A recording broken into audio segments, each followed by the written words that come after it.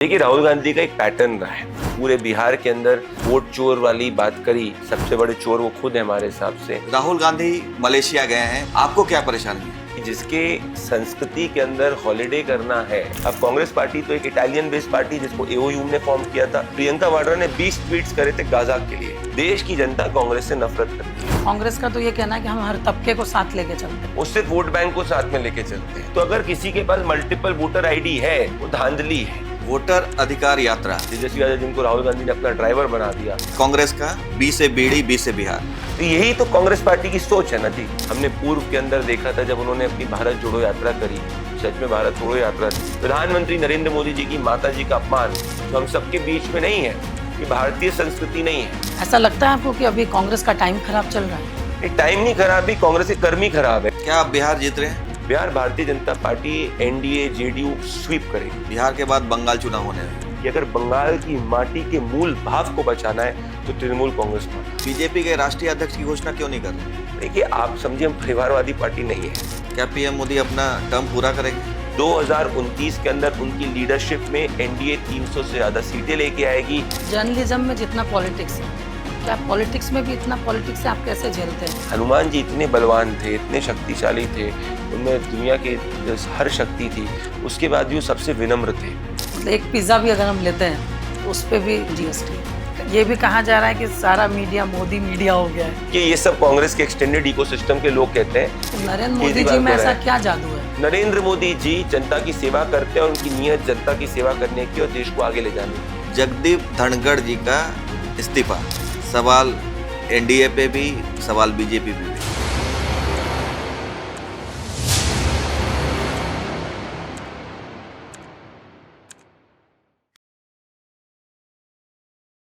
नमस्कार, आप देख रहे हैं उत्तम ज्योतिष शो और आज हमारे साथ बेहद खास मेहमान हैं। बेहद खास इसलिए कि ये कई न्यूज चैनलों के डायरेक्टर रह चुके हैं, ये सीनियर एंकर भी रह चुके हैं, ये स्पेशल कॉरेस्पॉन्डेंट भी रह चुके हैं, ये चुनावी विश्लेषक भी हैं और साथ ही साथ इनको बीजेपी ने बड़ी जिम्मेदारी दी है। ये बीजेपी के राष्ट्रीय प्रवक्ता हैं। मैं स्वागत करता हूं प्रदीप भंडारी जी का। सर, बहुत बहुत स्वागत है। बहुत बहुत धन्यवाद उत्तम जी, आपके और ज्योति जी के साथ जुड़कर काफी अच्छा लग रहा है। सर, मेरा पहला सवाल, राहुल गांधी मलेशिया गए हैं, उनकी तस्वीरें वायरल हो रही है, आपको क्या परेशानी है? हमें नहीं, देश की जनता को परेशानी है, क्योंकि जो अपने आप को लीडर ऑफ ऑपोजिशन इस देश के जिन कहते हैं और जो हैं, अगर वो अपनी प्रायोरिटीज़ ये कहते हैं कि उनकी प्रायोरिटीज़ मलेशिया में हॉलिडे करने की है, ना कि पंजाब के अंदर फ्लड रिलीफ विक्टिम्स के बीच में जाने की, अगर जिनकी प्रायोरिटीज़ अपनी हॉलिडे करने की है, ना कि पंजाब से लेकर तमाम जगह जहाँ के ऊपर बाढ़ प्रभावित लोगों को राहत की राशि पहुँचनी चाहिए उसकी है, तो इससे हम ज़रूर सवाल पूछेंगे राहुल गांधी से। देखिए, राहुल गांधी का एक पैटर्न रहा है और पैटर्न ये रहा है कि जब भी राहुल गांधी कोई ना कोई एक ऐसी यात्रा करते हैं जिसमें उनके देश तोड़ो नारे के साथ में वो आगे जाते हैं, उसके बाद में वो एक ब्रेक लेते हैं और कोई ना कोई फॉरेन लोकेशन पे जाते हैं। हमने पूर्व के अंदर देखा था जब उन्होंने अपनी भारत जोड़ो यात्रा करी, जो सच में भारत तोड़ो यात्रा थी, जिसमें जॉर्ज सोरोस फाउंडेशन के कई लोग जो हैं, सलिल शेट्टी से तमाम ऐसे लोग उनके साथ में घूमे थे। जैसे वो यात्रा खत्म हुई थी, राहुल गांधी विदेश के अंदर गए। उसके बाद में अभी उन्होंने पूरे बिहार के अंदर वोट चोर वाली बात करी, सबसे बड़े चोर वो खुद है हमारे हिसाब से। जैसे वो रैली खत्म होती है तुरंत वो बाहर चले जाते हैं। तो सवाल हम ये पूछना चाहते हैं कि जिसके संस्कृति के अंदर हॉलिडे करना है, जिसके संस्कृति के अंदर हॉलिडे फर्स्ट सेवा लास्ट है, उससे तो हम सवाल पूछेंगे ही ना। क्योंकि अगर हम हमारी ऐसी कार्य संस्कृति लेके आए प्रधानमंत्री नरेंद्र मोदी जी के अंडर में, जहाँ हम 24 घंटे 365 दिन सिर्फ जनता की सेवा करते हैं, तो जो अपने आप को जनता का सेवक कहता है और कहते हैं कि वो जनता की बात उठाते हैं, उसके असली चरित्र को एक्सपोज करना और जनता के सामने रखना हमारा सिर्फ राजनीतिक कर्तव्य नहीं, हमारा धर्म भी है। वोटर अधिकार यात्रा, कहीं बीजेपी को ऐसा तो नहीं लग रहा है कि उनके वोट करने का डर है?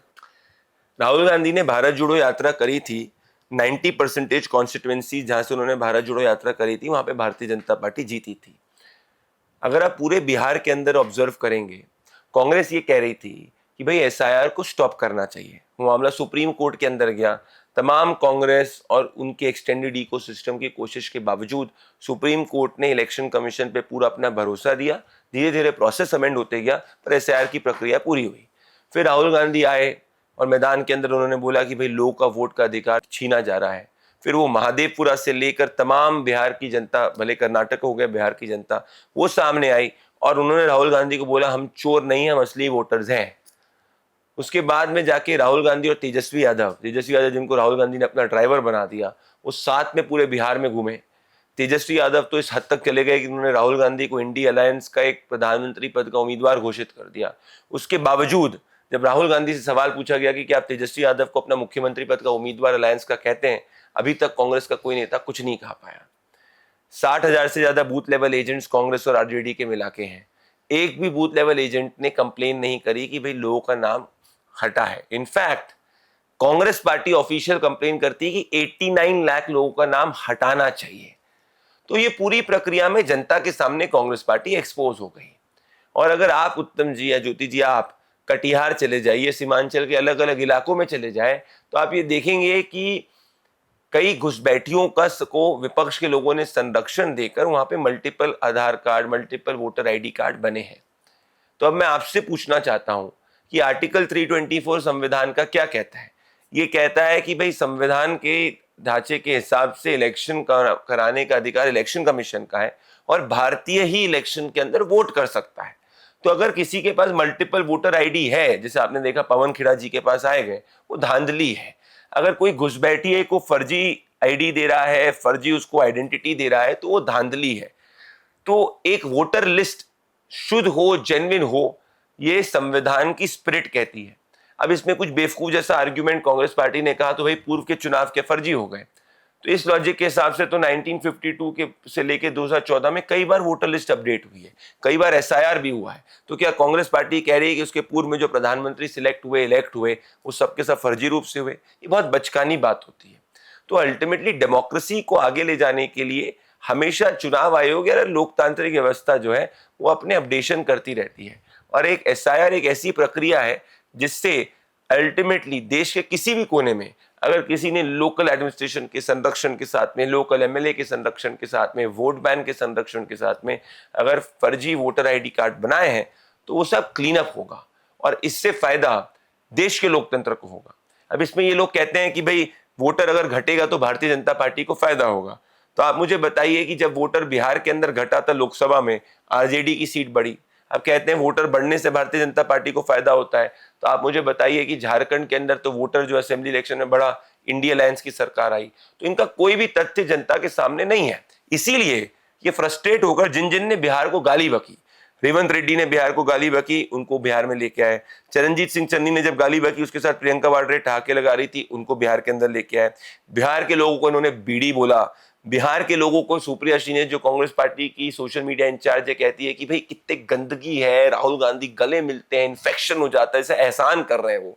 तो यही सामंतवादी सोच के खिलाफ बिहार की माताएं और बहनें खड़ी हैं। और फिर उसके ऊपर प्रधानमंत्री नरेंद्र मोदी जी की माता जी का अपमान जो हम सबके बीच में नहीं है, ये भारतीय संस्कृति नहीं है और ये सब बिहार की जनता देख रही है। तो हम तो आश्वस्त हैं कि राहुल गांधी की वोट अधिकार यात्रा के बाद में हमारा वोट और बढ़ने वाला है, क्योंकि राहुल गांधी जितना ज्यादा जनता के बीच में घूमते हैं उनका देश विरोधी एजेंडा और समाज को बांटने का एजेंडा जनता के सामने एक्सपोज होता है। अच्छा, एक बात बताइए, बीजेपी हिंदुत्व की बात करती है, मतलब वो दिखता भी है, तो जो बांग्लादेश में अन्याय हुआ या जो कलकत्ता में हुआ, क्या लगता है मतलब वहां क्यों नहीं हम कुछ, हमारी आवाज क्यों नहीं पहुंच रही? नहीं, बिल्कुल हमारी हो रही। प्रधानमंत्री जी पहले वर्ल्ड लीडर थे जिन्होंने बांग्लादेशी हिंदुओं की बात को वैश्विक पटल पे भी उठाया, जब बांग्लादेश के प्रीमियर से मिले तब भी उठाया, और जहां जहां अप्रोप्रिएट फोरम है वहां पे हमने बात करी।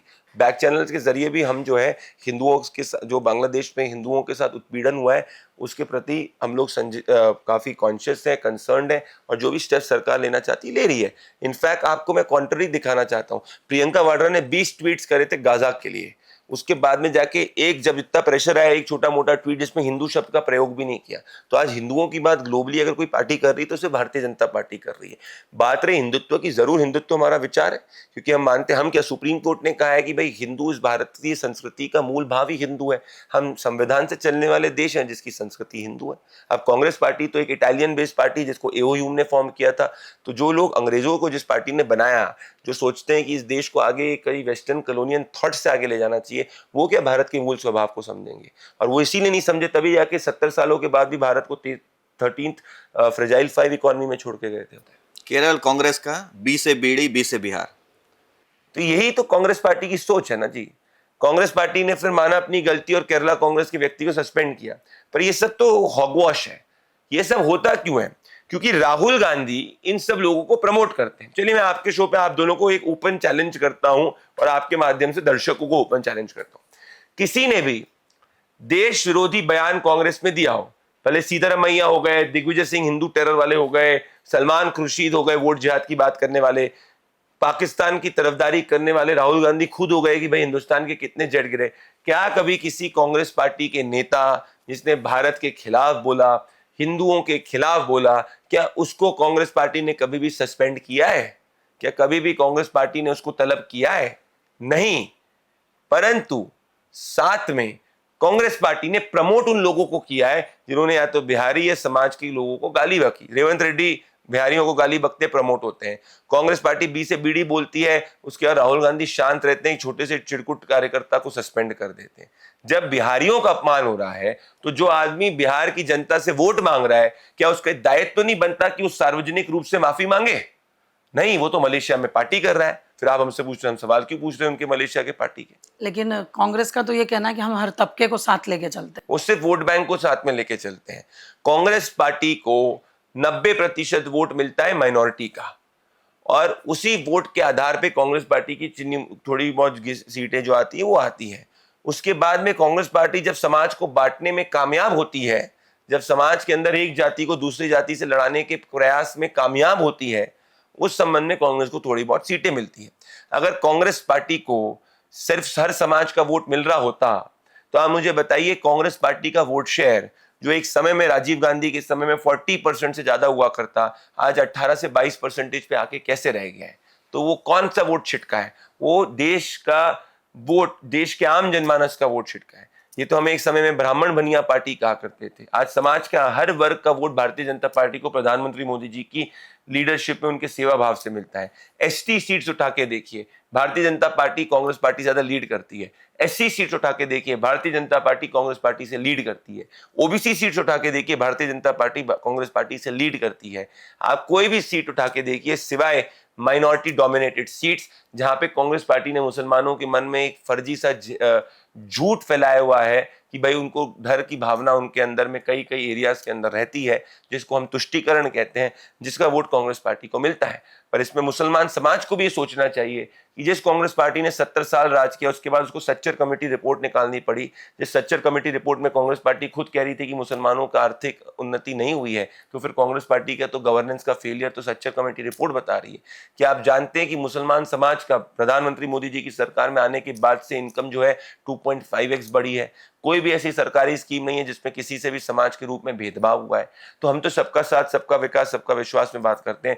हम धर्म के आधार पे लोगों को नहीं देखते। पर हाँ, अगर कोई धर्म के आधार पे तुष्टीकरण करेगा, अगर कोई बोलेगा गुलाम अहमद मीर जैसा आदमी कि भाई घुसपैठियों को गैस सिलेंडर दे दो, अगर मान लीजिए टीएमसी का एमएलए बोलेगा कि भाई रोहिंग्या और बांग्लादेशियों के खिलाफ अगर कोई बोलेगा तो उसकी जीप काट दी जाएगी या उसको काट दिया जाएगा, ऐसे लोगों के खिलाफ हम खड़े होंगे, क्योंकि हम मानते हैं कि भारत पे पहला हक भारतीयों का है और भारत के मूल निवासियों का है। लेकिन एक बात ये भी बताइए कि ऐसा लगता है आपको कि अभी कांग्रेस का टाइम खराब चल रहा है? नहीं, टाइम नहीं खराब, भी कांग्रेस के कर्म ही खराब है। कांग्रेस एक जनता विरोधी पार्टी है, परिवार फर्स्ट पार्टी है।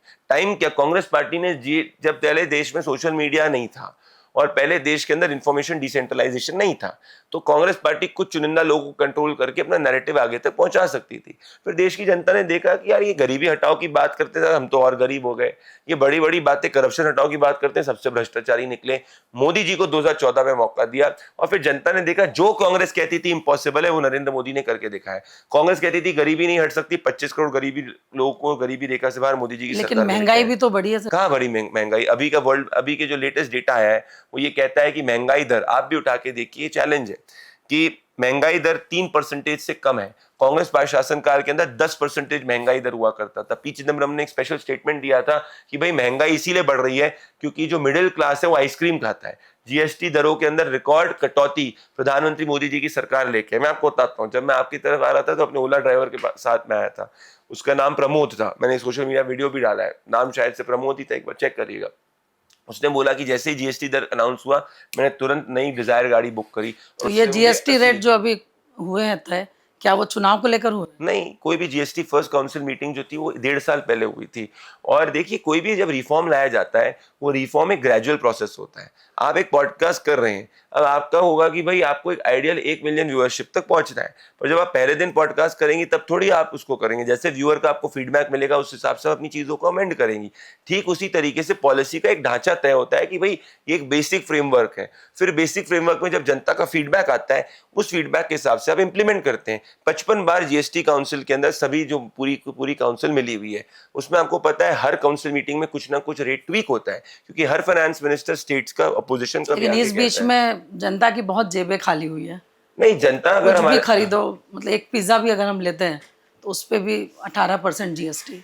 पर उसी पिज्जा के ऊपर में अगर आप वैट के पहले में जाएंगे, आपको वैट देना पड़ता था, आपको 3 टैक्स देने पड़ते थे। तो जब से जीएसटी इंट्रोड्यूस हुआ है, नेट टैक्स तो कम ही हुआ है।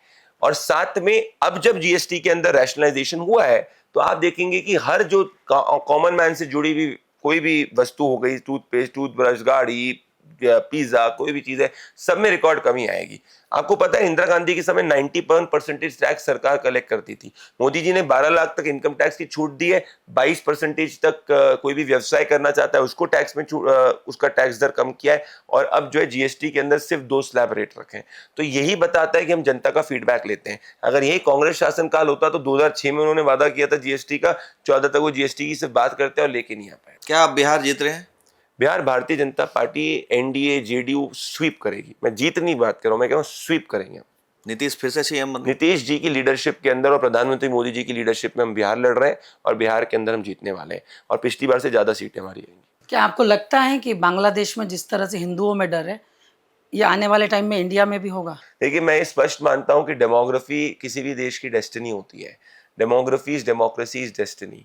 मुर्शिदाबाद के अंदर हिंदू माइनॉरिटी के अंदर है। जब दंगे मुर्शिदाबाद में हुए थे, वहाँ की सरकार ने हिंदुओं के प्रति कोई भी हिंदू जो माइनॉरिटी में था उसके जस्टिस के लिए कोई एक्ट नहीं लिया गया। हिंदुओं को वहाँ से फ्ली करके जाना पड़ा। आज़ादी के पहले नुआखाली में हिंदू 20% था, बात हुई सांप्रदायिक सौहार्द की, हिंदू को वहाँ से छोड़ के जाना पड़ा। जम्मू कश्मीर के अंदर हिंदू जो है माइनॉरिटी के अंदर था, बात हुई सांप्रदायिक सौहार्द की, हिंदू को पंडितों को वहाँ से छोड़ के जाना पड़ा। तो ऐसा क्यों होता है कि जहाँ भी हिंदू माइनॉरिटी के अंदर होता है वहाँ पे हिंदू जो है उसको छोड़ के जाना पड़ता है। तो मैं ज़रूर मानता हूँ कि देश की डेमोग्राफी ही देश की डेस्टिनी है और हमारे आसपास जहाँ हिंदू माइनॉरिटी में उनकी जनसंख्या तो कमी हुई है। तो हम लोकतंत्र इसीलिए हैं क्योंकि हम हिंदू मेजॉरिटी हैं। और ये मैं ही नहीं, ये तो बाबा साहब अम्बेडकर ने भी अपनी किताब थॉट्स ऑन पाकिस्तान में कही थी। जैसे हिंदुओं की जनसंख्या पे बात हो रही है, पहले तो मतलब 70s 80s में 3-4 बच्चे हुआ करते थे, फिर हम 2 हमारे 2 पे आ गए। फिर आया कि अब एक ही भाई, क्योंकि इतने बिजी लाइफ स्टाइल है, दोनों पेरेंट्स वर्किंग होते हैं, तो एक बच्चा। और अब तो ये आ गया है कि एक भी नहीं कर रहे हैं। और कई संत कह रहे हैं कि नहीं भाई 2 से आगे बढ़ाओ। और मुस्लिम्स का तो आप देख ही रहे हैं कि देखिए, किसी उनकी को कोई भी एक लिमिट नहीं है। तो देखिए, आपको क्या मतलब एक डर है, क्या मैसेज देना चाहेंगे हिंदुओं को?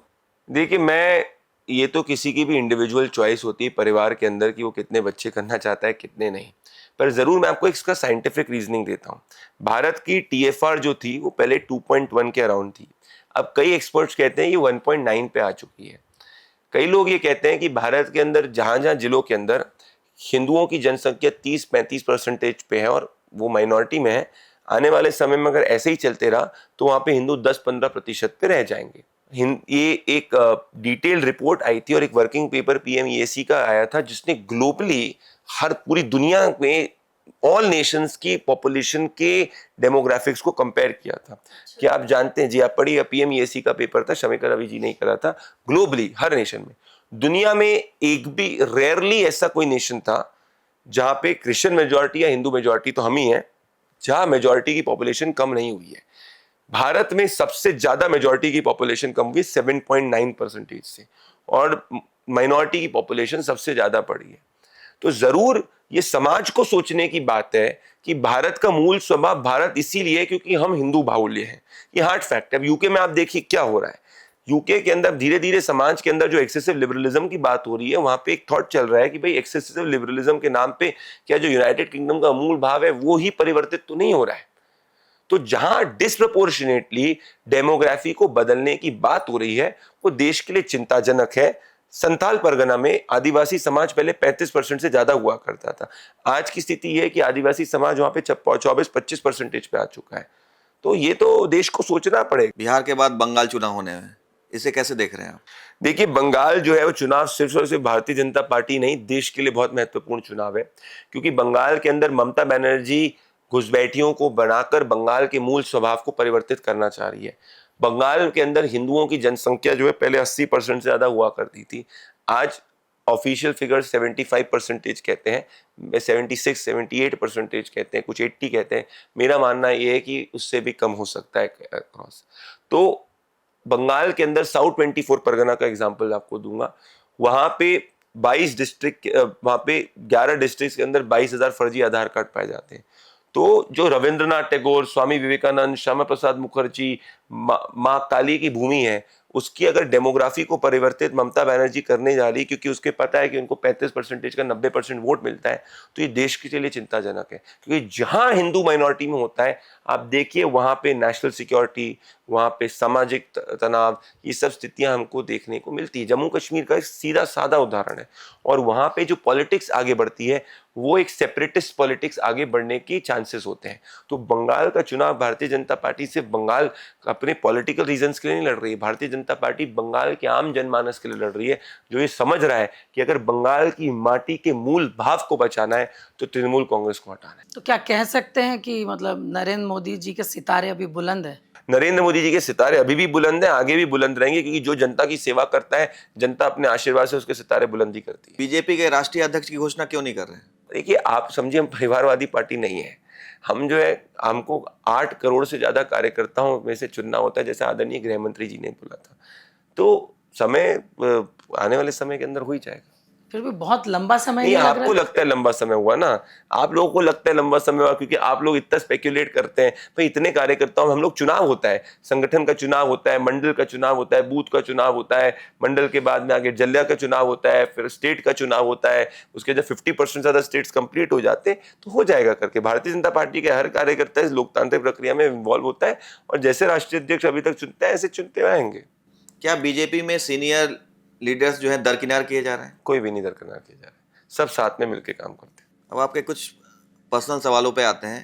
आप एक इंजीनियरिंग के स्टूडेंट रहे हैं, उसके बाद जर्नलिज्म, और अभी बीजेपी राष्ट्रीय प्रवक्ता। राजनीति में ज़्यादा मज़ा आ रहा है आपको, या फिर आप एज ए जर्नलिस्ट जो है वो ज़्यादा एंजॉय कर रहे थे? 100% मैं अपने आप को भाग्यशाली महसूस करता हूं कि मुझे प्रधानमंत्री नरेंद्र मोदी जी की टीम में एक गिलहरी के रूप में कार्य करने का मौका मिल रहा है। देखिए, जब पिछले 11 साल में as a journalist and psephologist देश के 400 लोकसभा कॉन्स्टिट्यूंसीज ट्रैवल किया, तो मैंने ये देखा और पाया कि देश का हर गरीब अक्रॉस लैंग्वेजेस, अक्रॉस रीजन्स, उसने अपनी जीवन स्थल में बेहतरी देखी है, और उसके लिए प्रधानमंत्री मोदी जी की सरकार का धन्यवाद करना चाहता है। ये एक अनप्रेसिडेंटेड हुआ है। तो मुझे ये लगा कि भाई, एक व्यक्ति इतनी ज़्यादा मेहनत ज़मीन पे कर रहा है, जिसने देश को इतना आगे लेके गया है, और मेरा हमेशा से सपना रहता था कि देश के लिए मैं कुछ करूं। तो अगर उनकी टीम में कोई भी एक रोल के तहत अगर मैं कुछ कंट्रीब्यूट कर पाऊंगा, तो मेरे लिए वो देश सेवा होगी। तो मेरा मानना ये है कि ये मेरे लिए एक देश सेवा का माध्यम है, और बहुत कम लोग होते हैं जिनको इतने यंग एज के ऊपर देश सेवा का मौका मिलता है। So I am not just enjoying it, I feel I am fortunate that I am contributing to Narendra Modi's vision. क्या पीएम मोदी अपना टर्म पूरा करेंगे? देश के इतिहास के लॉन्गेस्ट सर्विंग प्राइम मिनिस्टर बनेंगे। 2029 के अंदर उनकी लीडरशिप में एनडीए 300 से ज्यादा सीटें लेके आएगी, अपने सभी रिकॉर्ड को तोड़ेगी, क्योंकि देश की जनता, जितना मैं जमीन पे जाता हूं, देश की जनता, भारतीय जनता पार्टी के हर कार्यकर्ता प्रधानमंत्री नरेंद्र मोदी जी की लीडरशिप को मानता है। वही हमारे नेता हैं, वही हमारे नेता रहेंगे। 75 साल की उम्र में रिटायरमेंट। मोहन भागवत जी भी 75 के होने जा रहे हैं इसी सितंबर में। उस पर आदरणीय और पीएम सरसंघचालक मोदी जी जी भी ने अपना बयान दे ही दिया है, लेटेस्ट करा था। देखिए, देश की जनता जिसको चाहती है, देश की जनता उसको चाहती है, और आज की तारीख में देश की जनता प्रधानमंत्री नरेंद्र मोदी जी को चाहती है। 2029 का चुनाव प्रधानमंत्री नरेंद्र मोदी जी की लीडरशिप में हम लड़ेंगे नहीं, हम जीतेंगे। ये हर भारतीय जनता पार्टी के कार्यकर्ता का मूल भाव है। लेकिन कई भविष्यवाणियां हो रही है कि पीएम मोदी अब वो तो सब भविष्यवाणी, 27-28 वो तो 2014 के अंदर कहते थे कि हम नहीं जीत पाएंगे, स्वीप किया था। ये भविष्यवाणियों से उनका करना है, वो करते रहे, उनका होगा। कहा जा रहा है कि योगी आदित्यनाथ बनेंगे पीएम। देश का हर भारतीय जनता पार्टी का कार्यकर्ता प्रधानमंत्री नरेंद्र मोदी जी को की लीडरशिप में 2029 का चुनाव लड़ेगा, और जीतेगा। योगी जी हमारे बहुत पॉपुलर चीफ मिनिस्टर हैं और योगी जी खुद प्रधानमंत्री नरेंद्र मोदी जी की लीडरशिप को मानते हैं, उन्हीं के संरक्षण के अंदर पूरा का पूरा आगे बढ़ते हैं। 2027 यूपी चुनाव को कैसे देखते हैं? देखिए 2027 में उत्तर प्रदेश की चुनाव के अंदर भारतीय जनता पार्टी, योगी आदित्यनाथ जी पूरी की पूरी जो सरकार है वो अपना टर्म रिपीट करेगी।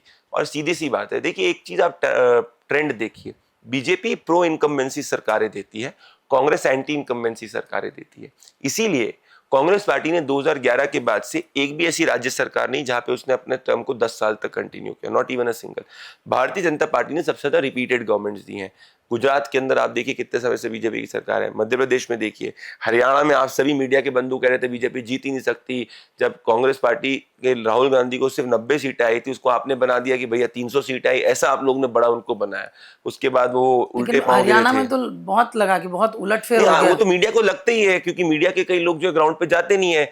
आप सब लोग जो है, आपकी बात नहीं कर रहे इंडिविजुअली, अधिकतर लोगों को समस्या ये आ गई है कि वो कांग्रेस पार्टी के नैरेटिव में अपने आप को जो है, उनके षड्यंत्रकारी नैरेटिव में वो बह जाते हैं। देश की जनता कांग्रेस से नफरत करती है, इसीलिए तीसरी बार गांधी वाड्रा परिवार को विपक्ष में बैठाया है और आगे भी विपक्ष में बैठाएगी। तो आप लोग को जो आप लोग भी समझिए कि देश का मूल भाव बदल चुका है। और मैं आपको एक और चीज कहना चाहता हूं, देखिए बीजेपी की जो बेस ऑफ वोटिंग है वो जो है हर समाज के वर्ग तक पहुंचा है। हम एक समय में 18 से 19-22% की पार्टी होते थे, आज 38% की पार्टी है। और ये जो 16% का स्विंग है प्रधानमंत्री मोदी जी के पर्सनल कैरिज्मा से है। हरियाणा हम जीते, जो कोई नहीं कह सकता, तीसरी बार हमने टर्म रिपीट किया, नेतृत्व तो मोदी जी का था। महाराष्ट्र के अंदर आप लोग कभी नहीं मान रहे थे कि 200 क्रॉस होगा, नेतृत्व तो मोदी जी का था।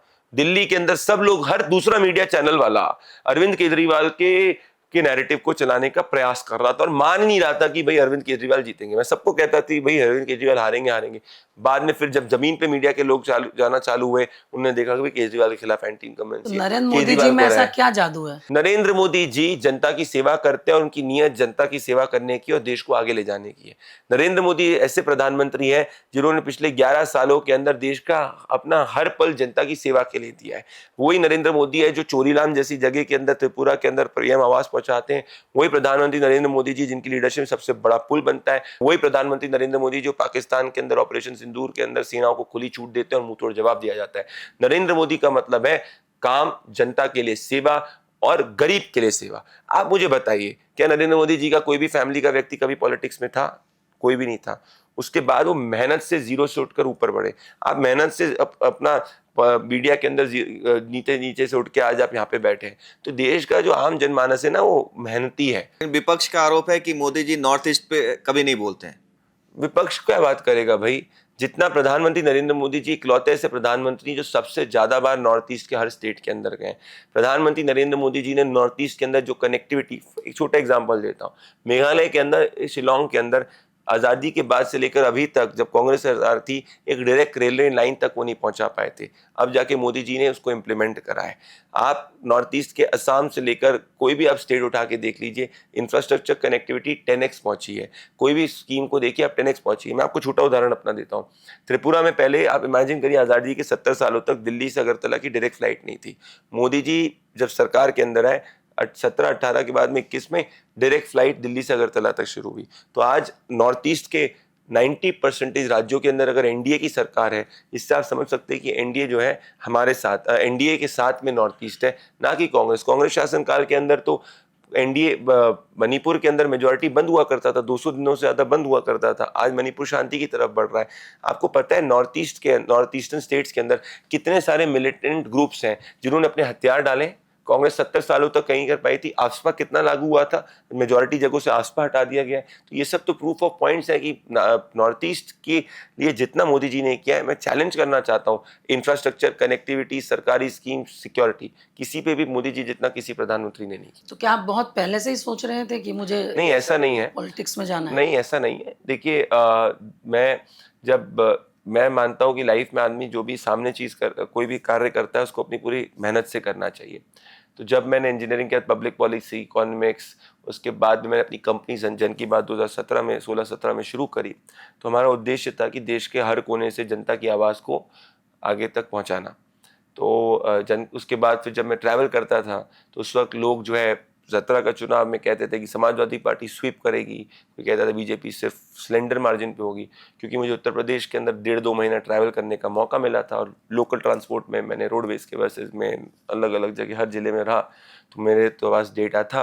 और क्योंकि पिछले 11 साल से स्कूल कॉलेज से लेकर हमेशा मैं न्यूज़ में, पॉलिटिकल स्पीचेस में, पॉलिटिकल डिस्कोर्स में, नैरेटिव में इंटरेस्ट था, और मैंने मॉक पार्लियामेंट्स, मॉक यूएनस, ये सब बहुत लेवल पे करी थी।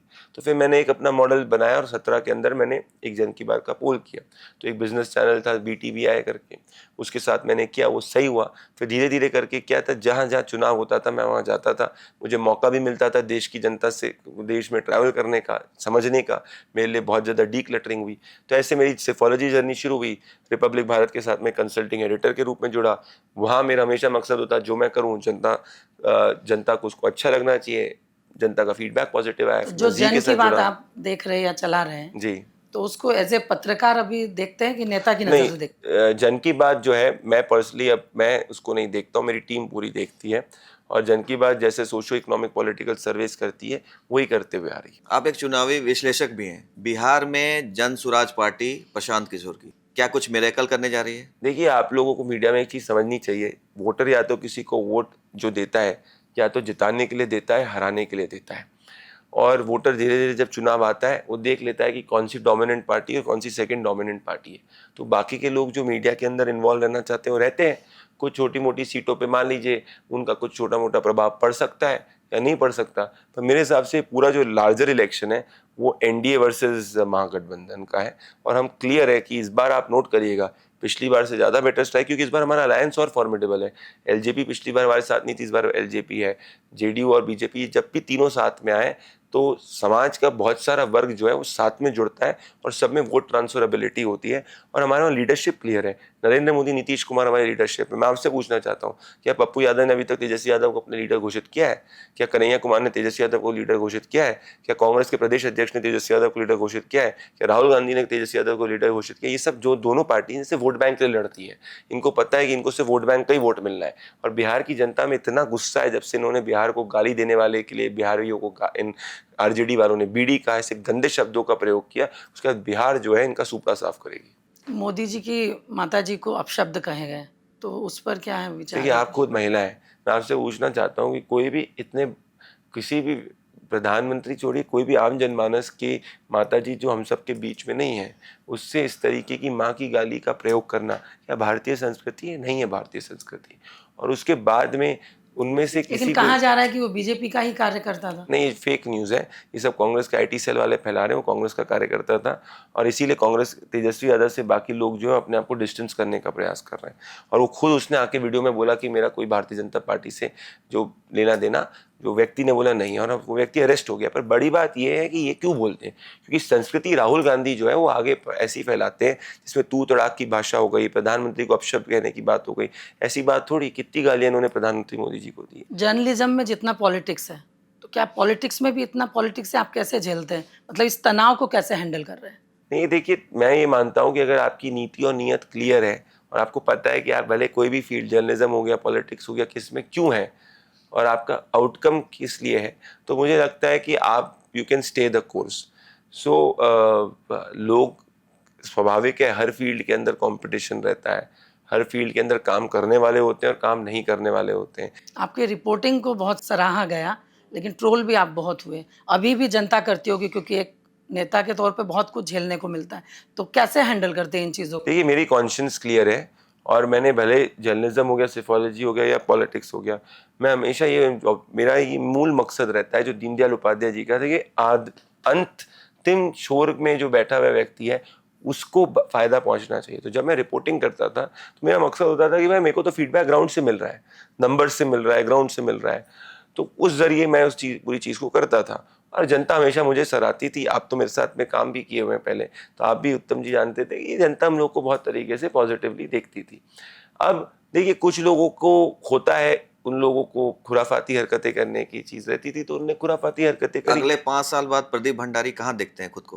प्रदीप भंडारी भारतीय जनता पार्टी के कार्यकर्ता के रूप में देखते हैं, जिसको जो पार्टी कार्य दे रही है उसको पूरी मेहनत से करते हुए। एक सवाल मेरा ये है कि आपने प्रधानमंत्री मोदी जी के ऊपर 2 किताबें लिखी हैं, उन किताबों की काफ़ी तारीफ भी हुई है। पीएम मोदी जी से आपकी मुलाकात भी हुई है, आपने उनको गिफ्ट में किताबें भी दी थी। क्या कुछ रहा वहाँ का एक्सपीरियंस शेयर कीजिए। देखिए, प्रधानमंत्री नरेंद्र मोदी जी एक्सट्रीमली पॉजिटिव व्यक्ति हैं। जिसको भी प्रधानमंत्री जी से मिलने का मौका मिलता है, मैं तो अपना पर्सनल एक्सपीरियंस बता रहा हूँ, उसको उस मीटिंग के बाद में एक पॉजिटिव एनर्जी जो उसके अंदर होती है वो 10x 100x हो जाती है, और वो मीटिंग से ये टेक अवे होता है कि यार देश के लिए कुछ करना है। तो और प्रधानमंत्री ji is a man of very micro details. उनको आपके बारे में अगर आप मिलेंगे तो सब कुछ पता होता है, हर माइन्यूट डिटेल पता होता है, और वो बहुत ज़्यादा पॉजिटिव आइडियाज़ किसी भी कॉन्वर्जेशन से एक्सट्रैक्ट करने का प्रयास करते हैं।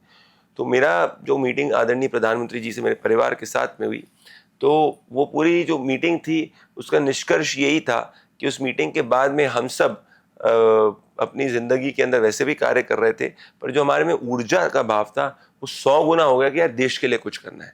नरेंद्र मोदी जी के साथ में मिलकर ये सबसे बड़ा भाव होता है, और किसी भी कॉन्वर्जेशन को वही ड्राइव करते हैं। और आदमी जब भी प्रधानमंत्री जी से मिलता है तो स्वाभाविक है उसके पहले उसको थोड़ी नर्वसनेस तो होती है, पर प्रधानमंत्री जी की इतनी बड़ी खूबी है कि वो आपको बहुत ही कंफर्टेबल अपने साथ फील कराते हैं। And he is a man with a golden heart.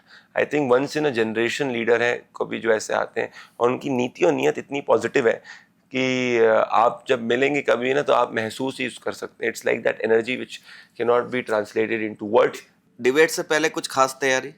बहुत बड़े मतलब डिबेट के पहले खास नहीं। मैं मानता हूं कि जब मेरे को पार्टी ने दायित्व दिया है तो मैं हर बात को तथ्यात्मक रूप से रखूं, और जब मेरे नेता ने इतना ज़्यादा काम किया है, हर फील्ड में काम किया, उनकी नीतियों नियत देश के हित की है, तो मैं ज़रूर बिना तैयारी के लिए कोई भी डिबेट में नहीं। आजकल क्या कोई और भी किताब लेकर आ रहे हैं आप? देखिए, मैं एक किताब के ऊपर काम कर रहा हूँ, वो किताब के ऊपर जैसे ही होगा तो मैं आपको ज़रूर उसका। आपको ये नहीं लगता कि आजकल डिबेट जो है वो डाइवर्ट हो गई है, मतलब चीखना चिल्लाना, और उस डिबेट में भी आजकल बहुत ज्यादा अपशब्दों का भी प्रयोग किया जाने देखिए, लगा है? अपशब्द तो कभी भी किसी को नहीं प्रयोग करने चाहिए, परंतु डिबेट जो भी होती है अल्टीमेटली चैनल्स कैसे चलते हैं, चैनल्स जो होता है कोई एक फॉर्मेट के साथ में एक शो के साथ आता है, उसके बाद में फिर उसका वो फीडबैक जनता से लेता है, वो आप लोग के रेटिंग्स के फॉर्मेट में, कुछ लोग यूट्यूब नंबर्स के फॉर्मेट में लेते हैं, कोई लोग ट्विटर इम्प्रेशंस, कोई ना कोई एक पैरामीटर हर चैनल अपना देखता है, और उसके बाद में वो ट्वीक करता रहता है। तो मुझे लगता है कि जैसा जैसा चैनल्स को फीडबैक आता है वो उस हिसाब से अपनी डिबेट हो गए, अपने शोज़ हो गए, उसको मॉड्यूलेट करते हैं, अमेंड करते हैं, इम्प्रूव करते हैं, चेंज करते हैं। तो मेरा हिसाब से कुछ सही और गलत नहीं है। Ultimately media channels at the end of the day have to run it, they have to लेकिन गिव सामने सैलरीज। जनता भी होती है, बच्चे भी देखते हैं, बुजुर्ग भी देखते हैं, कई लोगों ने टीवी देखना बंद कर दिया है। जिन जिन के चैनल्स को देखना बंद किया है उनको आत्मचिंतन करना चाहिए कि ऐसा क्या कंटेंट वो दे रहे हैं कि देखना बंद कर रहे हैं। देखिए, न्यूज़ चैनल्स का मेरा मानना है कि अभी भी 99% जो लोग हैं वो सब के सब ऑनेस्ट हैं, और वो अच्छा काम करना चाहते हैं और मेहनत करना चाहते हैं, उनको न्यूज़ के प्रति पैशन रहता है। 1% तो हर फील्ड में रहते हैं। इससे ज़्यादा जो बड़ी चिंता है कि देश में एक OTT के माध्यम से जो गंदा कंटेंट देश के युवा वर्ग को दिखाने का प्रयास किया जा रहा है। अभी सरकार ने 14 ऐप्स को बैन करा, तो ये जो है देश के लिए चिंताजनक है। यूट्यूब पे, OTT पे, नेटफ्लिक्स पे, तमाम ऐसी जगह पे जो कंटेंट हमारी संस्कृति के ऊपर हमला करने का प्रयास किया जा रहा है, वो मेरे निजी राय में बहुत चिंताजनक है, क्योंकि हमारा संविधान भी कहता है कि freedom of expression is not absolute.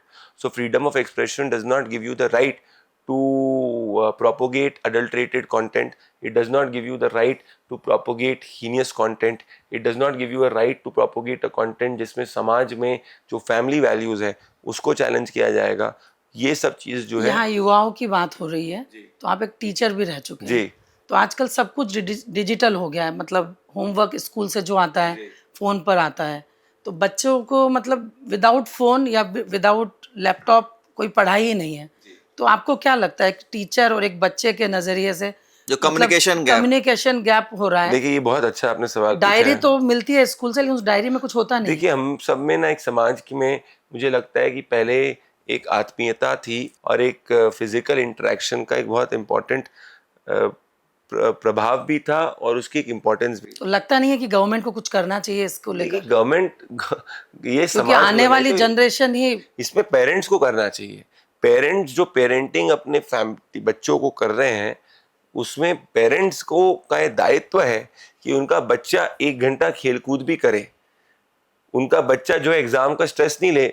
सरकार क्या कर सकती है? प्रधानमंत्री जी तो हमेशा बच्चों के साथ में इंटरेक्ट करते हैं, हमेशा वो अपने मन की बात के माध्यम से लेकिन परीक्षा मन पे की बात चर्चा के स्कूलों तक नहीं पहुंच रही है ना। नहीं, परीक्षा पे चर्चा तो हर स्कूल का व्यक्ति जो है उसमें जाता है, इन्वॉल्व होता है, बहुत पॉजिटिव है वो। ग्लोबली उसको अवार्ड भी मिला हुआ है कि इतना ज़्यादा डायरेक्ट यूथ कनेक्ट कहीं नहीं है।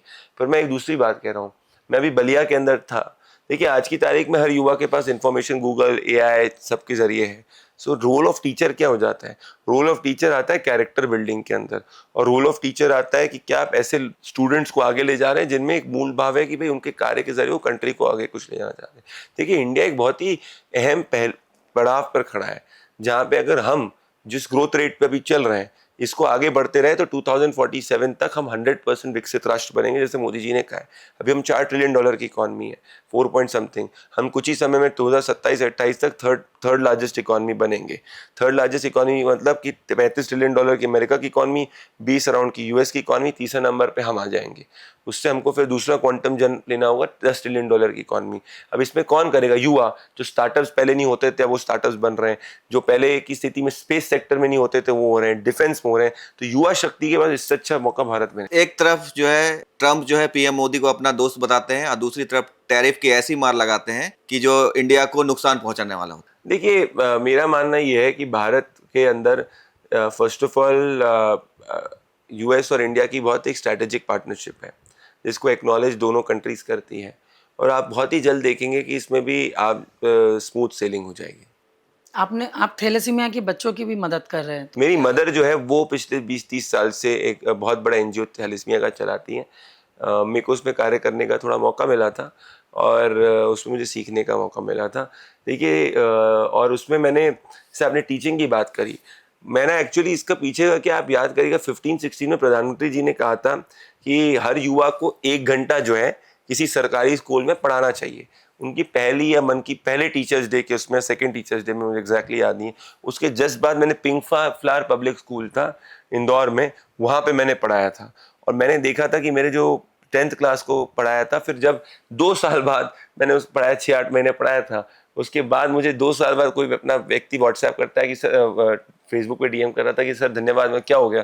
तो सर आपने जो हमको 10 में टेक्निक सिखाई थी, 12वीं में हम लोग ने आईआईटी रुड़की क्रैक कर लिया है, और हम लोग का सभी क्रैक में 10 में एमपी बोर्ड के बच्चों में हम लोग का टॉपर भी मैं था और हम सब बच्चे पास हुए थे। तो मैंने क्या कि बोला सर आपने ना ड्रामेटिक्स को यूज़ करके और बहुत ही ज़्यादा कॉन्वर्जेशनली आपने पढ़ाई कराई थी। तो मुझे लगता है कि वो मेरे लिए बहुत अच्छा एक्सपीरियंस था कि आज की तारीख में देखिए मार्क्स और ये सब सेकेंडरी है। What at the end of the day is the interaction between the teacher and the student in the class is what is supreme, because everybody has a tablet as you said। तो उसमें क्या interaction होगा, क्या आप अपने student को दे सकते हैं, और क्या आप में वो टॉलरेंस है कि अगर आपके स्टूडेंट को आपसे ज़्यादा इन्फॉर्मेशन नॉलेज है, so can you amend your self and improve your self and modulate your self and change your self. Indore से हैं आप जी, तो एमपी के लिए क्या करना चाहेंगे? मैं ये मानता हूँ इंदौर जो है उसका पोटेंशियल जैसे बैंगलोर साउथ का एक ग्रोथ इंजन बना है, वैसे ही इंदौर का पोटेंशियल सेंट्रल इंडिया के ग्रोथ इंजन को बनना है। भोपाल भी है पड़ोस में। आप भोपाल से आती हैं, आप जरूर कहेंगी पर कमर्शियल कैपिटल अभी भी इंदौर है। भोपाल की तो जहाँ से पूरी की तरह से आप कहते हैं गवर्नमेंट चलती है। पर मैं एक लॉजिकली अगर आपको देखूंगा, देखिए इंदौर के इकलौता ऐसा शहर है जिसके पास आईआईटी भी है, आईआईएम भी है। इंदौर जो है वो ट्रॉपिकल क्लाइमेट पूरा है, जिसमें ना ज़्यादा एक्सट्रीम वेदर है, ना इधर ज़्यादा गर्मी होती है ना ज़्यादा ठंड होती है, बड़ा कूल क्लाइमेट है। वहाँ का political environment is not extremely, जहाँ पे कास्ट हो गया ये सब बहुत डोमिनेट नहीं करता है। चौथी तरीके से it is just 1 hour away from Mumbai, it is just hardly 1 hour 10 minutes away from Delhi. इस सब के साथ में जैसे एनसीआर रीजन बिल्ट हुआ, क्या एक ग्रेटर इंदौर करके बिल्ट हो सकता है जिसमें जो इंदौर का ग्रोथ रेट है वो देश के नंबर 1 ग्रोथ रेट में पहुंचे। मैं ऐसा क्यों कह रहा हूँ? पुणे और इंदौर की पर कैपिटा इनकम 10 साल पहले बराबर हुआ करती थी। आज की स्थिति में पुणे की पर कैपिटा इनकम इंदौर से 2.5 गुना 3 गुना तक हो गई है। हमें जरूरत इंदौर के अंदर जो है बहुत अच्छी तरह से ग्रो कर रहा है, बट ऐसी इंडस्ट्रीज की आने की जरूरत है जो देश भर के लोगों को इंदौर में लेके आए। विच मीन्स की व्यक्ति का अगर प्लेसमेंट कहीं हो तो वो बैंगलोर मुंबई को अपनी फर्स्ट लोकेशन ना डालने के बजाय, गुड़गांव को ना डालने के बजाय इंदौर को अपनी लोकेशन डालें।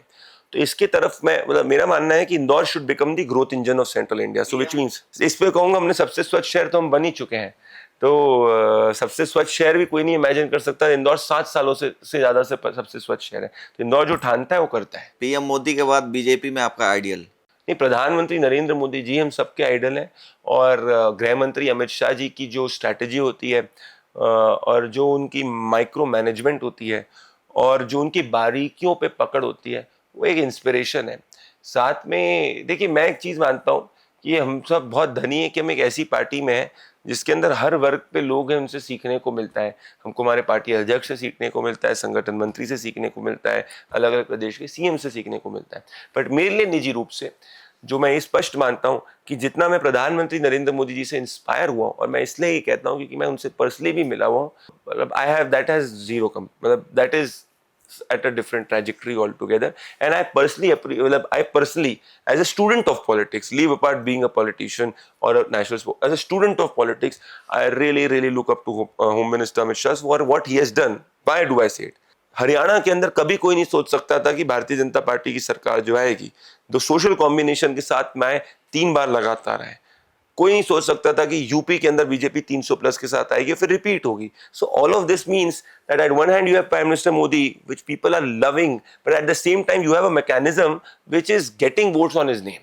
सो it's a combination of a body and a soul. PM Modi press conference नहीं करते हैं, ये देखिए आप, लेकिन पीएम मोदी प्रेस कॉन्फ्रेंस नहीं करते हैं, लेकिन जो उनके स्पोक्स पर्सन हैं उनको बहुत अच्छा टिप्स भी देते हैं।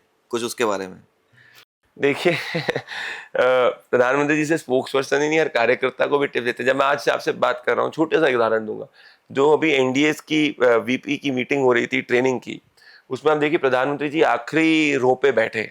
उससे it's a huge message that कार्यकर्ता इज सुप्रीम, कार्यकर्ता फर्स्ट। और यही हमारी और दूसरी पार्टी में फर्क है कि भाई वहां से परिवार फर्स्ट है। यहाँ अगर आप किसी परिवार से भी आते हो तो आपको कोई स्पेशल ट्रीटमेंट नहीं मिलता है।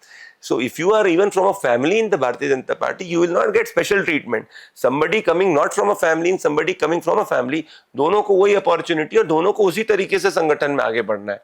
तो मोदी जी का ये पूरी संस्कृति सिर्फ परफॉर्मेंस और परफॉर्मेंस और परफॉर्मेंस पे है। अब मैं बात करता हूँ पीसीए।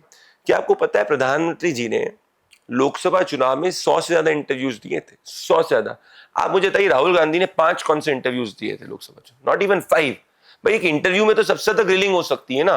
वो राहुल गांधी की तो प्रेस कॉन्फ्रेंस जो है प्लांटेड प्रेस कॉन्फ्रेंस रहती है, जिसके अंदर वही बेचारा कोई आदमी सच्चा सवाल ही पूछ लेता है तो उसको प्रेस कॉन्फ्रेंस से हटा दिया जाता है। तो जो व्यक्ति 100 से ज्यादा इंटरव्यू दे, जिसमें 1-1 घंटे के इंटरव्यू दे, जैसे वो ज्यादा सवाल प्रेस के जवाब दे रहा है कि जो आदमी एक भी इंटरव्यू ना दे। ऐसा भी कहा जा रहा है कि मोदी जी ने खुद ही सोच रखा था, उनकी अपनी प्लानिंग का हिस्सा थी कि मुझे मीडिया को इंटरव्यूज देने हैं। ये तो इतना इजीली प्रधानमंत्री तक पहुंचना। देखिए, हम तो कह रहे हैं प्रधानमंत्री जी जनता फर्स्ट हैं। आप लोग एज मीडिया को डिस्पैशनेट एनालिसिस करना चाहिए। जितने क्वांटिटी ऑफ इंटरव्यूज प्रधानमंत्री जी ने पिछले 11 साल में दिए, राहुल गांधी की जब सरकार थी, सोनिया गांधी ने कितने इंटरव्यू दिए? उनसे तो एक पत्रकार पूछते थे कि आपकी साड़ी का कलर कैसा है, आपने खाना क्या खाया, ये इनके इंटरव्यू होते थे। कौन सा सवाल मोदी जी से नहीं? सवाल तो पीएम मोदी जी के कोर्ट पे भी उठाया है। नहीं, वो तो ठीक है, उनके कोर्ट पे सवाल है, पर मैं पूछ रहा हूँ कौन सा ऐसा सवाल है जो प्रधानमंत्री जी ने, जिसको किसी इंटरव्यूअर ने नहीं पूछा? हर सवाल का जवाब दिया उन्होंने। 2024 लोकसभा चुनाव में 100 से ज्यादा इंटरव्यूज दिए, 19 लोकसभा चुनाव में दिए, 14 लोकसभा चुनाव में दिए, हमेशा दिए। पर आप सोचोगे कि आप एजेंडे के तहत प्रधानमंत्री जी से करोगे तो बात सही नहीं है जी। और सबसे ज्यादा press conference Bharatiya Janata party, home minister Amit Shah ने कितने इंटरव्यूज दिए? कौन सा ऐसा सवाल है जो बीजेपी ने एड्रेस किया? पर मैं आपसे पूछ रहा हूँ, अगर आपकी रिसर्च टीम राहुल गांधी का देखे, राहुल गांधी ने 5 इंटरव्यूज तक नहीं दिए होंगे जो ढंग के इंटरव्यू अपने वो ट्रोलों को ना देने के बजाय। ये भी कहा जा रहा है कि सारा मीडिया मोदी मीडिया हो गया है। ये वो लोग कहते हैं जो जिनको अब जनता का सरोकार नहीं समझ में आया। देखिए, ये सब कांग्रेस के एक्सटेंडेड इकोसिस्टम के लोग कहते हैं, क्योंकि ये जब रहा करते थे तो ये कांग्रेस का नैरेटिव चलाते थे, और अब ये यूट्यूब पे ऊपर कांग्रेस का नैरेटिव चलाते हैं। इनको पहले लगता था कि यूट्यूब में इनके 1 मिलियन व्यूज आ जाएंगे तो इससे ये 1 मिलियन वोट को इम्पैक्ट कर देंगे।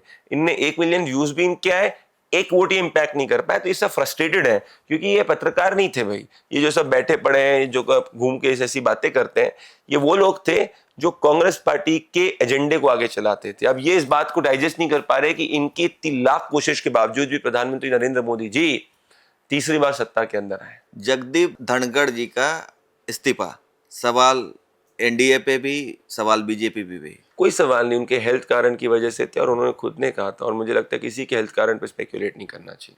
तो आपको लगता है कि आपने बहुत कम समय में बहुत कुछ पा लिया है? नहीं, मुझे ऐसा नहीं लगता है।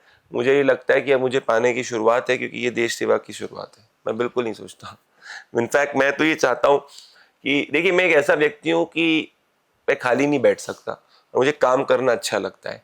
और मैं बहुत भाग्यवान भी हूँ कि मेरा परिवार, मेरे पेरेंट्स, मेरे फादर जो है वो प्रेसिडेंट गैलेंट्री मेडल होल्डर है, मध्य प्रदेश पुलिस में 40 साल उन्होंने सर्व करा है, उनको इकलौता मालवा से प्रेसिडेंट गैलेंट्री मेडल मिला है, one the very few officers.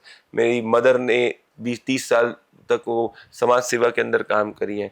मेरी वाइफ एक वेरी गुड प्रोफेशनल है मीडिया के अंदर, सेल्फ मेड पर्सन। मेरी दोनों सिस्टर्स कॉर्पोरेट लाइफ में all self made. So I am surrounded by family where everybody has achieve things through their own hard work and all of them are patriots. So मैं वो काफ़ी भाग्यवान हूँ। तो मुझे क्या करना है, मुझे तो सिर्फ अपनी राजनीति करनी है, देश सेवा करनी है, और क्या करना है। आपकी इतनी बिजी लाइफ है, फैमिली के लिए कैसे टाइम निकालते मैं ये मानता हूँ कि quantity of time with the family से ज़्यादा इंपॉर्टेंट होता है quality of time with the family. हम लोग जितना कम समय साथ में रह पाते हैं, पर वो समय जब रहते हैं तो हम लोग काफ़ी ज़्यादा अच्छी तरीके से रहते हैं। जैसे अभी मैं अपने परिवार के साथ में, जब मेरे पिताजी का जन्मदिन था तो हम लोग काशी विश्वनाथ के दर्शन करने गए। तो हम एक दिन काशी विश्वनाथ के दर्शन करे, हम लोगों ने अच्छा किया। तो जब भी हम सबके पास टाइम होता है तो मैं प्रयास ये करता हूँ कि कोई ना कोई जो है, हम किसी ना किसी जगह चले जाएं, कोई तीर्थ स्थान चले जाए या कहीं चले जाए नेचर के बीच में, जहाँ न्यूज चैनल की बात करते हैं, किस चैनल में काम करते हुए आपको सबसे ज्यादा मजा आया? नहीं, सभी चैनल्स का अपना एक तरफ का रोल था।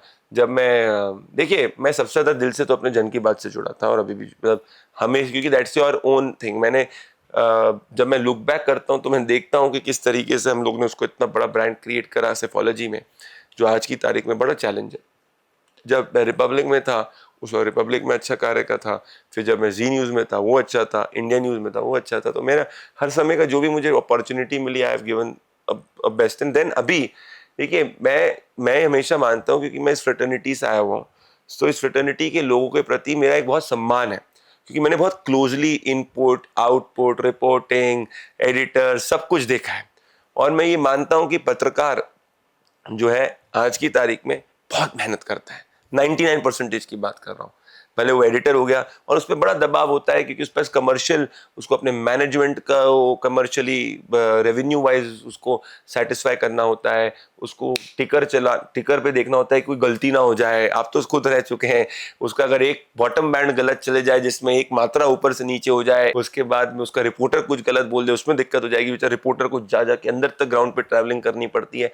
तो हमारे जर्नलिस्ट फ्रेटर्निटी का, क्योंकि I come from that, they work very hard.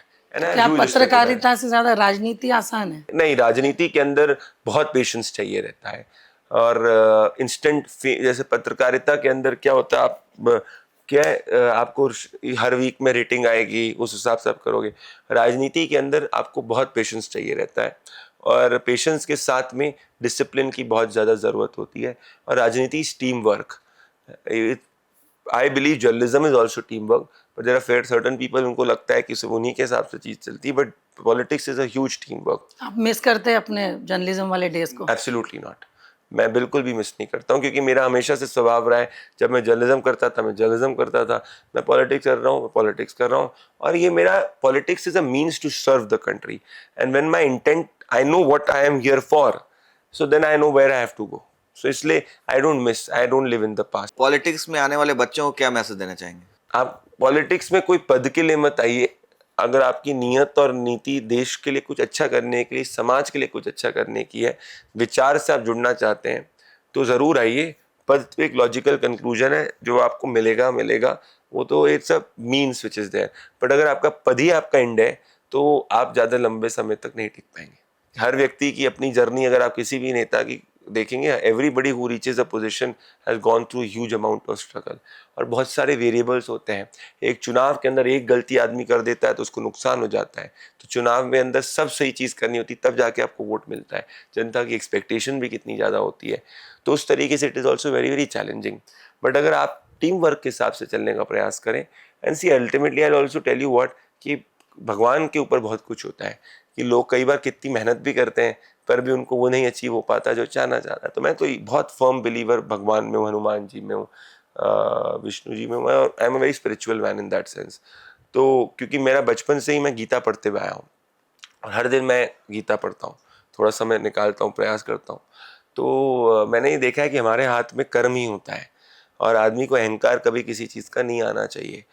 तो वो मैं प्रयास करता हूँ, और वो हर व्यक्ति को प्रयास करना चाहिए किसी भी फील्ड में। क्योंकि जब आदमी को क्या होता है, बहुत पैसा आ जाता है, तो उसका उसको लगता है कि वही समाज साम्राज्य चला रहा होता है, पर वहीं पे वो मार खा जाता है। तो हमने देखा है कितने, और ये इसमें मोदी जी का जो एग्जाम्पल है वो सबसे बड़ा सक्सेस में एग्जाम्पल है। ना कोई फैमिली बैकग्राउंड, ना कोई बड़ी बैकिंग, और आज दुनिया के सबसे पॉपुलर लीडर, पूरी फॉरेन पॉलिसी को रीडिफाइन कर दिया। आज दुनिया जो है भारत के साथ लाइन करना चाह रही है। आप इतने सीनियर जर्नलिस्ट, आप एक बार 15 साल पहले के अखबार उठा के देखिएगा और आप अभी सोचिएगा, और अभी में कभी आप इमेजिन ऐसे कर सकते थे? Nobody would have imagined it, because I followed Indian polity for 2 decades. So that is an inspiration model for everybody to follow. तो मैं कहता हूँ, और ये क्यों, डिवाइन पावर जब होती है तभी आपके कर्म से आप अपनी डिविनिटी को, डिवाइन जो आपके लिए सोचा है उसको आप जल्दी पा सकते हैं। कर्म ही सब कुछ है, ये गीता के अंदर भी कहा गया है। तो इनफैक्ट अगर आप हनुमान चालीसा के भी एसेंस को पढ़ेंगे तो हनुमान चालीसा का एसेंस क्या कहता है? हनुमान जी इतने बलवान थे, इतने शक्तिशाली थे, उनमें दुनिया की हर शक्ति थी, उसके बाद भी वो सबसे विनम्र थे। और हमेशा जब भी प्रभु श्री राम के सामने जाते थे वो हमेशा सर नीचे रख के रखते थे। और वो सोचिए कितने धार्मिक व्यक्ति थे कि जब वो रावण के सामने भी गए तो रावण को भी पहले समझाया गया कि भाई तुम माता सीता को दे दो, पर रावण में तो अहंकार सब गया था, तो फिर जाके भगवान ने अपना बल दिखाया। तो अल्टीमेटली आप कुछ भी हो, युवा पीढ़ी को मैं ही मैसेज देना चाहता हूँ, अहंकार मत पालिए, इंस्टेंट सक्सेस के पीछे मत जाइए, कुछ मेहनत करिए, प्राइमरी नॉलेज गैदर करने का प्रयास करिए, चलते चलिए, चलते चलते जो भगवान चाहेगा हो जाएगा। अगर आप बहुत ज़्यादा फिक्सेटेड रहेंगे कि मुझे आजकल परसों नरसों ये करना है, तो फिर आप डिप्रेशन में आएंगे। So just enjoy life by working very very hard. तो ये थे प्रदीप भंडारी जी, जो बीजेपी के राष्ट्रीय प्रवक्ता हैं। इन्होंने अपनी ज़िंदगी, पार्टी के बारे में, अपने जर्नलिज्म कैरियर के बारे में, अपनी फैमिली के बारे में बहुत अच्छी अच्छी बातें बताई। भारतीय राजनीति से जुड़े हमने कुछ वैसे अनसुलझे सवालों के जवाब भी इनसे लिए। तो आपसे उम्मीद करता हूं कि आप खबरी मीडिया डिजिटल को ऐसे ही लाइक करेंगे। हमारे चैनल को फॉलो कीजिए, सब्सक्राइब कीजिए। नमस्कार।